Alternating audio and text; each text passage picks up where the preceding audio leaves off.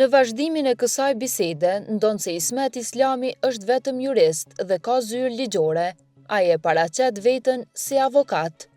Jo, se përmbarus, na përmbarus dhe avokatur jena. Njëni na përmbarus, njëni na avokat. O nderum.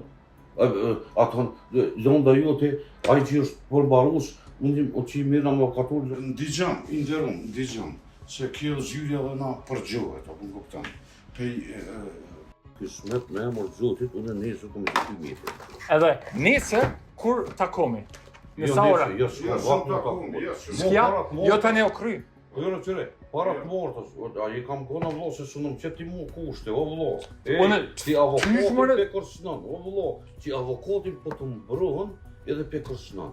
Po qështë se kërsnaj mëre? Ma, një doj, si në digjën nesë, e lom këtë këthejmë, e lom këtë punë,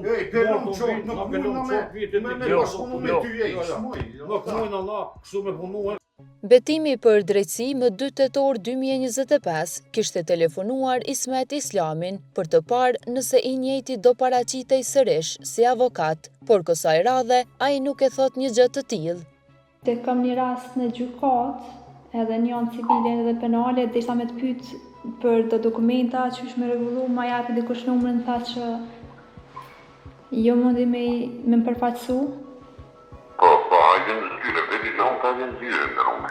Okej, qka jeni ma saksisht kështu jo? Orna? Qka jeni për një?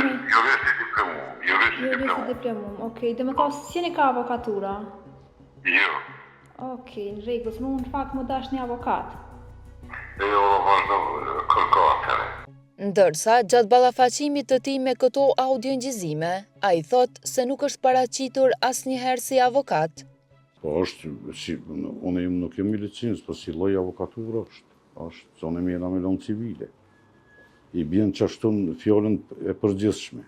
Po jo, faktikisht unë nuk kam licencë të avokatit, ama faktikisht qashtu i bjen një lloj avokature, në fjallën e përgjithshme. A i e din që si më avokat, më shkru në autorizim që autorizimi kërë më ka dhonë nuk shkru në ashtu avokat, shkru në jurist i diplomum. Po, ata të dytë e kanë prezentu veten si advokat, se një zyre që punojnë të dytë bashkë si advokat, Isoko si përmbarus, që përgadit London, edhe Ismeti që shkane për seanca edhe përfaqëson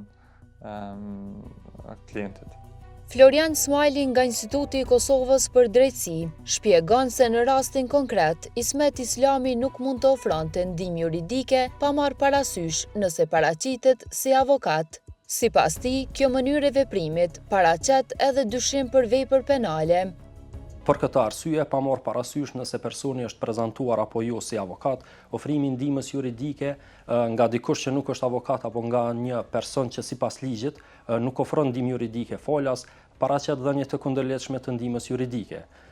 Kjo situatë ngrit dyshime për kryerje të veprës penale sipas nenit 411 të Kodit Penal të Republikës së Kosovës, i cili ndër të tjera thekson se kushdo që jep ndihmë juridike pa kualifikim personal, pa licencë apo në ndonjë mënyrë tjetër në kundërshtim me ligjin, dënohet me gjobë ose me burgim deri në 3 vjet. Ndërsa nëse kjo vepër penale kryhet me pagesë, atëherë dënimi është me gjobë edhe me burgim deri në 5 vjet.